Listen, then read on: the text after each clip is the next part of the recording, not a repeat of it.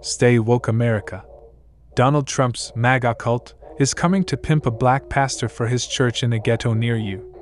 Immediately following Donald Trump's campaign event at a black church in Detroit, with no black people in attendance, he spoke at Turning Points, USA, a right-wing organization for college kids co-founded by Charlie Kirk. In December 2023, speaking before a group of students and teachers at America Fest, a political convention organized by Turning Point USA, Charlie, KKK, Kirk, had the audacity to diss the late, great, Reverend Dr. Martin Luther King Jr. Charlie, KKK, Kirk, is quoted in an article published in Wired magazine. MLK was awful, Kirk said. He's not a good person. He said one good thing he actually didn't believe. For decades, conservatives have pointed to King and his idea that people should not be judged by the color of their skin, but by the content of their character, as a model for equality. For a while, Dr. King's stock was very much on the rise in conservative circles and the Republican Party, says John Wood Jr., a Republican activist. It's been understood on the right that, even though Dr. King wasn't really one of us politically, he was still a good liberal. For Kirk, the shift on King wasn't an offhand remark, but a glimpse into his broader strategy to discredit the civil rights leader and the landmark legislation most associated with King, the Civil Rights Act of 1964. I have a very, very radical view on this, but I can defend it, and I've thought about it, Kirk said at America Fest. We made a huge mistake when we passed the Civil Rights Act in the 1960s. No, Charlie. Your piece of shit daddy made a mistake when he didn't pull out of your whore mother in time in 1993. And the world would be a better place right now if he had just used his hand, some lotion, and a tissue. This is a call to arms to all of my brothers and sisters who falsely believe that this election is a choice between two bad options.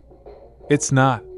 We can continue to march on a path with Joe Biden, Kamala Harris, and Dr. King on a road to a more perfect union because the arc of the moral universe is long, but it bends towards justice.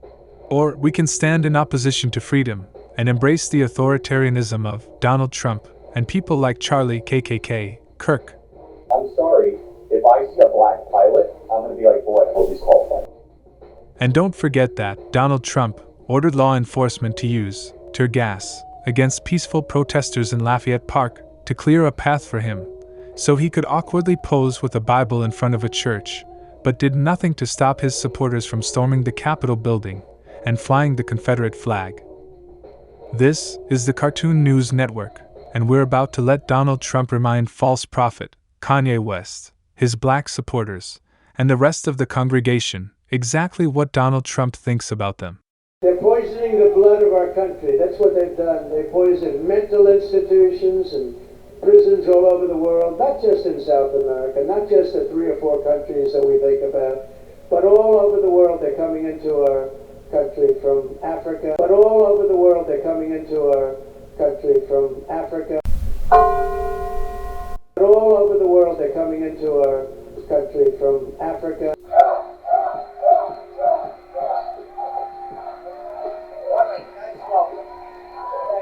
That is a reaction to Donald Trump. And what nearly every major media outlet reported was his visit to a black church in Detroit, Michigan, one of the 10 blackest cities in America, with a population that's about 78% African American and a poverty rate topping 33%. In other words, it would be hard not to fill a Detroit church with black people. So now I want you to look with your eyes. Just look with your eyes again at this crowd. Is what you're seeing here what you would write in a headline as a black church? And yet, here was the headline in the New York Times: Trump in pitch to black voters in Detroit cast Biden as anti-black. And the Washington Post: Trump portrays rampant crime in speech at black church in Detroit. In the Associated Press: Trump blasts immigrants for taking jobs as he courts voters at a black church. They're poisoning the blood of our country. That's what they've done. They poison mental institutions and prisons all over the world, not just in South America, not just the 3 or 4 countries that we think about, but all over the world. They're coming into our country from Africa. But all over the world they're coming into our country from Africa. country from Africa. You got Donald Trump in Detroit talking to 8,000 people, and then at a black church, of course. They keep saying, you know, black people are going to him. Can we look at the church? He goes to this black church in Detroit, and his campaign does not take any steps to avoid the pews being completely filled with white people, with white Trump supporters. Then on the day, the message of his supposed campaign is that he's trying to appeal to black voters, right? That's the whole point of doing this photo op. He then goes straight from that venue, stuffed with white people, to a conference hosted by this guy, who has been in the news for the last few months, for saying, quote, "We made a huge mistake when we passed the Civil Rights Act." So on the day, your campaign message is, hey, black voters, look at me. Aren't I appealing? Going from the black church that's inexplicably full of white people right from there to go be with, to go do an appearance with the MLK was awful and the Civil Rights Act was a mistake, guys. Now, while there are certainly black conservatives who support Donald Trump, that room was full of white people. These lights are so bright in my eyes that I can't see too many people out there. But I can only see the black ones. I can't see any white ones. That's how far I've come. That's how far I've come. Maybe Trump was talking about these black Trump supporters. Now, if we go back to Trump's visit to 180 Church in Detroit, you might be asking, where did all these white people come from? Well, the answer is simple. Abe had Charlie Kirk and his organization, Turning Point USA, which is kind of interesting when you remember that Charlie Kirk is a f***ing racist. If I'm dealing with somebody in customer service who's a moronic black woman, I wonder, is she there because of her excellence, or is she there because of affirmative action? It almost creates thought patterns that are not necessarily wholesome. It creates resentment, doesn't it, Heather? It's not a way to design society. If I see a black pilot, I'm going to be like, boy, I hope he's qualified. People from out of town attending Kirk's event posted photos at 180 Church while still wearing their TPUSA badges. And speaking of Charlie Kirk's Turning Point USA event in Detroit, where Donald Trump was a speaker, check out this.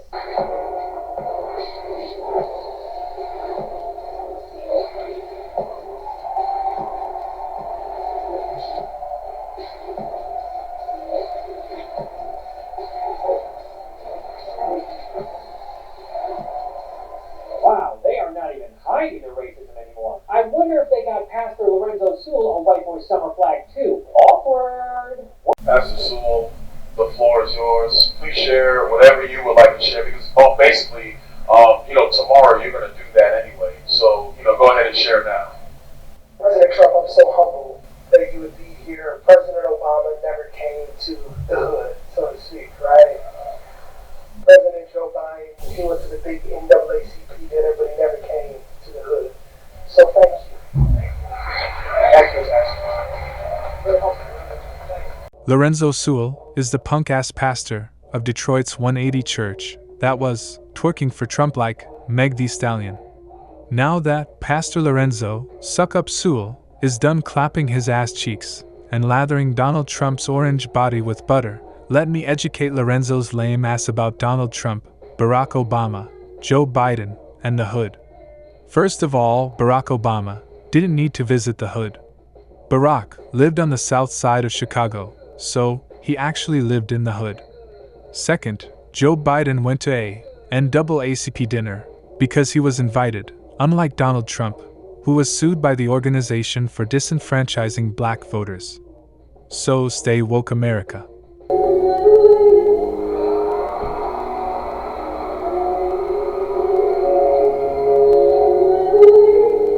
If you're woke, please smash that like button and subscribe to the Cartoon News Network, as this campaign season heats up and we produce more videos about politics. But before we go, you must, and I mean must, listen to Pastor Dr. Kevin R. Johnson of the Dare to Imagine Church in Philadelphia tell everyone what we must do to defeat Donald Trump in November.